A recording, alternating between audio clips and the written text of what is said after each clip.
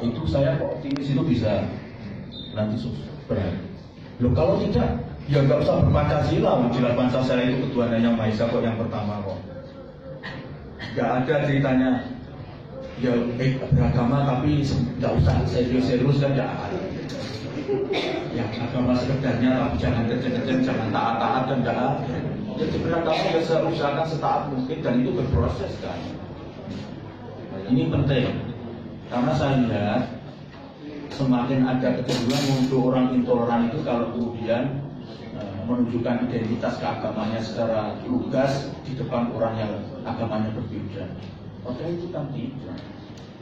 Saya biasa kalau pertemuan internasional karena saya muslim sudah tahu saya mau sholat yang biasa saja dan mereka sangat menghargai dan itu toleran. Bukan berarti karena saya muslim sementara sebagian besar non muslim terus saya itu nggak usah sholat dalam rangka toleransi kan itu cara kita membangun toleransi.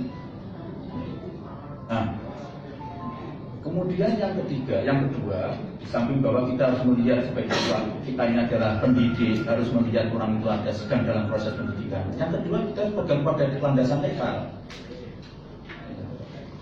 Legal itu apa? Ya hukum. Jadi kalau kita dilarang melarang organisasi tertentu, misalnya masuk sekolah, kita bisa digugat negara aja nggak melarang kok kita melarang. Makanya sebetulnya kalau memang ada organisasi yang dianggap mengancam, itu sebetulnya sebaiknya adalah segera ditetapkan aja itu, kan menurut saya. Sehingga kita enak juga guru-guru ini. Itu loh sudah ada keputusan, apakah undang-undang atau keputusan presiden atau peraturan. Ini loh, kamu itu nggak boleh di sini. Ini loh.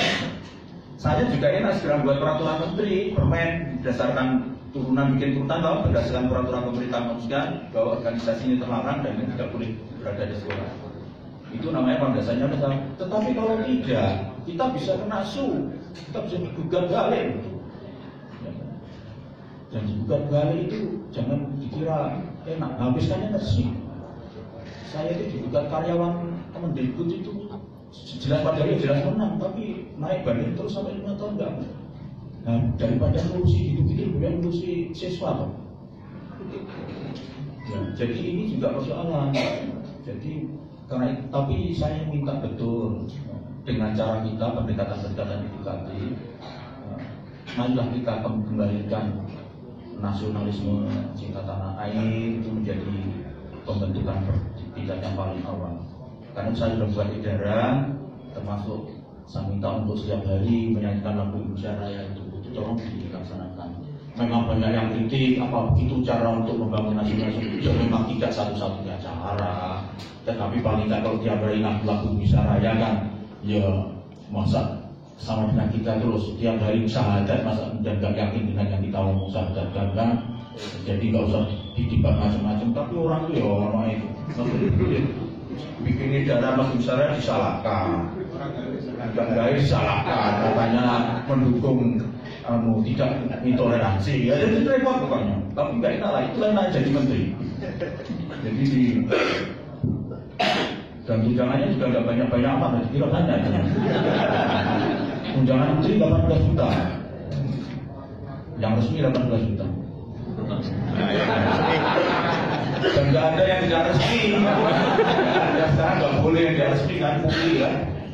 Sementara saya jadi profesor 17 juta dan 16 juta. Jadi tambah 2 juta lah lumayan jadi menteri. Tapi penggaweannya luar biasa itu. Boyok lagi jeblok. Nah ini karena itu tadi itu anak tawuran juga urusannya mendikbud, nanti kalau ada toleransi juga harus mendikbud, semua jadi urusan kita. Padahal sebetulnya sekolah itu sudah menjadi tanggung jawab daerah. Itu yang harus kita tegaskan. Kenapa? Karena APBN yang 416 triliun itu, yang 260 triliun itu ke daerah, ke Pak Gatot sama kepala asisten ini. Itu 260 triliun. Itu untuk menunjukkan bahwa pendidikan itu menjadi tanggung jawab daerah. Sedangkan Kemendikbud itu sebetulnya sifatnya afirmatif. Jadi bantuan-bantuan yang sifatnya keberpihakan untuk membantu daerah-daerah yang dengan APBD-nya pendidikan itu belum ngangkat. Gitu. Karena itu jumlahnya nggak banyak, yaitu 39 triliun. Untuk kartu kita kan juga afirmatif 10 triliun. Belum lagi tunjangan profesi guru yang swasta kan juga masih kami, dan itu 6 triliun. Tinggal kurangi sudah kurang berapa tadi itu? 9 dikurangi 4 kan berarti tinggal 3. Nah, jadi sebetulnya nggak besar-besar amat. Cuma orang awam, termasuk pejabat, banyak yang anggap duitnya Mendikbud banyak karena 20% dari APBN. Nah, ini masalah tanggung jawab inilah mari kita tanggung bersama. Memang untuk nasional itu Kemendikbud tetap bertanggung jawab, dan itu tidak hanya di bawah yang umum. Sebenarnya madrasah pun itu tanggung jawab Kemendikbud secara nasional. Jadi misalnya angka partisipasi kasar APK dan standar tingkat capaian standar nasional itu kita. Ini kan nggak enaknya, nggak ikut bagian duitnya, tapi ikut bertanggung jawab biasa. Ibarat maaf atau kasar, nggak ikut mengerjakan tapi pun bertanggung jawab ngasuh anaknya ya itu karena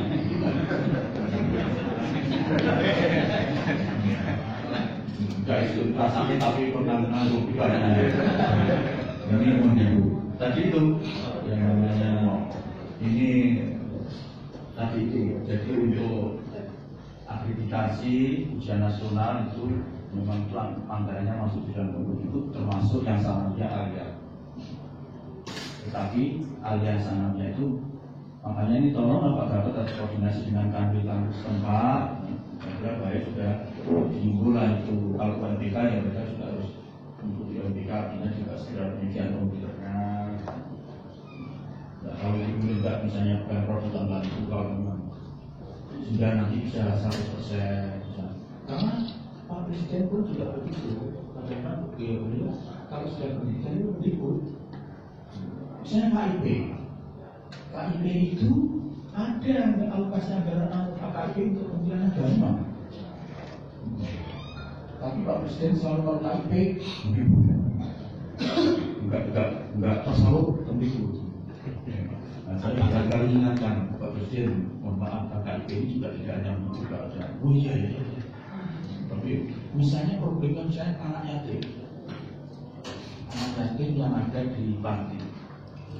Itu kan tidak semuanya pas satu tahun itu yang sekolah di sekolah umum dan sekolah madrasah kan. Jadi kan juga ada pintar kayak kasus kawanan ya. Yang sekolah umum kasih KIP, yang madrasah tidak ada. Padahal dalam satu tahun karena anak juga.